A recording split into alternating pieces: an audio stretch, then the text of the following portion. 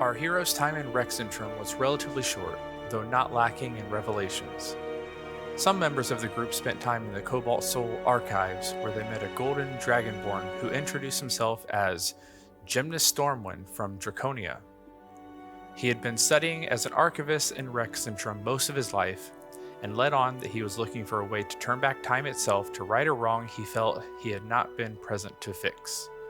To this end, he had devoted most of his adult life to the study of dunamancy. The members present had a cursory understanding of this magic, but ultimately were here looking for more information about Vestiges and what information they could find about this mysterious Master Taigen.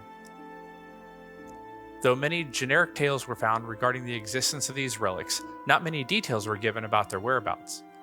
Link eventually honed in on a description of a magical sword with winged handguards that had been appearing in his dream, and learned about a temple of the Everlight present not more than a few days' travel from his old village.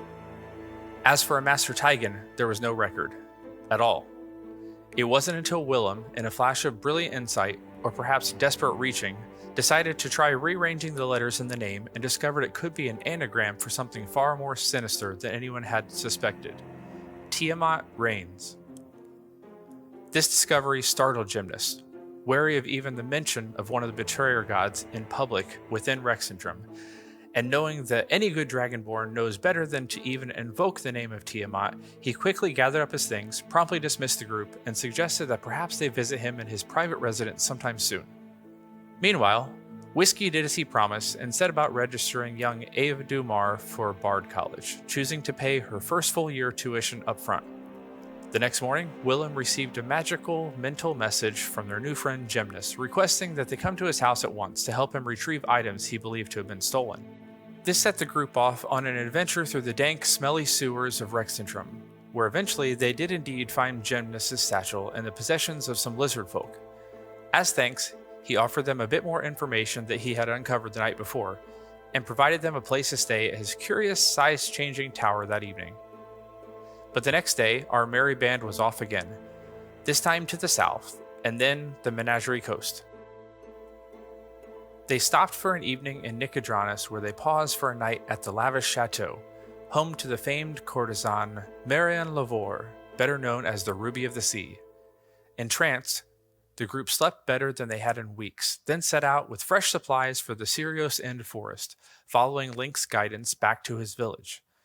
Along the way, they experienced all manner of strange, though partially familiar flora and fauna.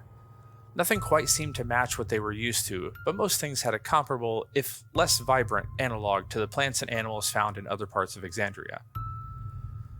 Those nights were not always without trouble, however, and many within the party experienced terrible dreams.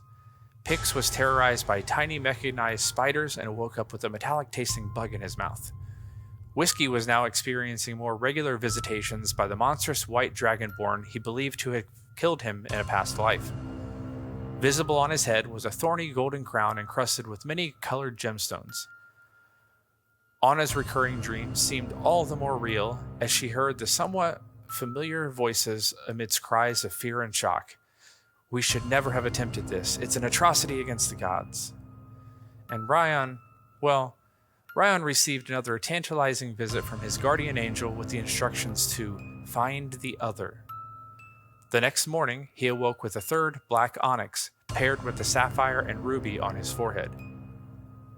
Not more than a few days into their journey, and following a short skirmish with local goblinoids, Essek appeared with two other less familiar faces. Nona, a human barbarian from a nomadic tribe along the waste of Jorhas, and Grolyd, an orc and a member of the Order of the Mutant, one of the other blood hunter groups Ulir had told him about.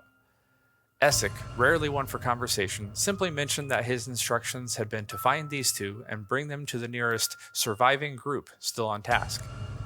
How exactly he knew when and where to find any of them was left a mystery, as the shadow hand of the Bright Queen disappeared nearly as quickly as he arrived. Grolyd and Nona, it seemed, were a part of one of the other 5 groups.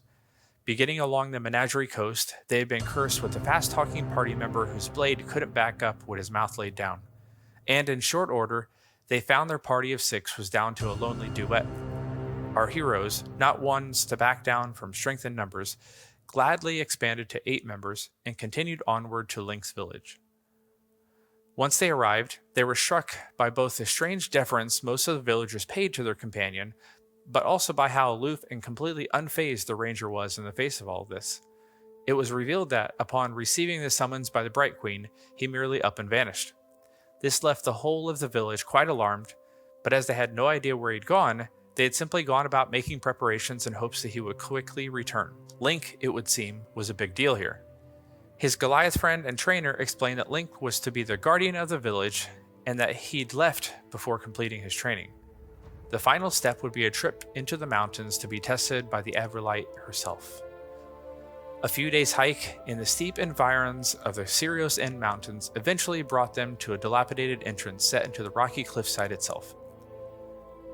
Inside, the group of 8 collaborated in helping Link solve a series of puzzle rooms designed to reinforce the tenets of the Everlight, finally squaring off against the shadowy, dark form of a failed Link from decades past.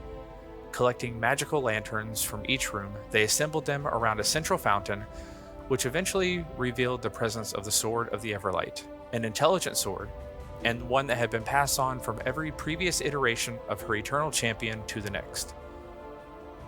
While within the temple, the sword was able to communicate through a range of emotions, important revelations about what it knew of each soul present.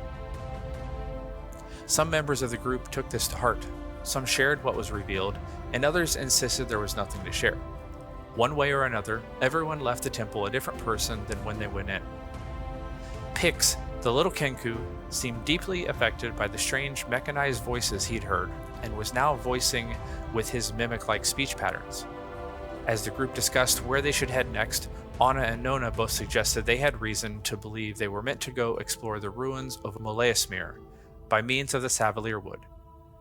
At the mention of the corrupted forest, Pix seemed to lose his mind, running away from his friends in terror. It took quite a bit of coaxing to convince him that they were not out to get him, and they promised not to mention the Savalier Wood aloud again. Back in the forest village, Link went to check on his pixie friend, who hadn't made an appearance his return, but was usually never far from his presence. He found a note she'd left in his hut explaining that she thought he was in trouble and was going to look for him. A hunting party arrived around the same time, warning that the ancient grave of one of the village's oldest enemies had been disturbed. Upon further inspection, the group found that the skull of this evil wizard had been dug up and taken from its resting place, and that a dirty shovel had been stashed behind the door of the pixie girl who'd gone missing. This sped up the party's desire to keep moving, adding to their ever-increasing list of things to do. Now, to find a missing friend.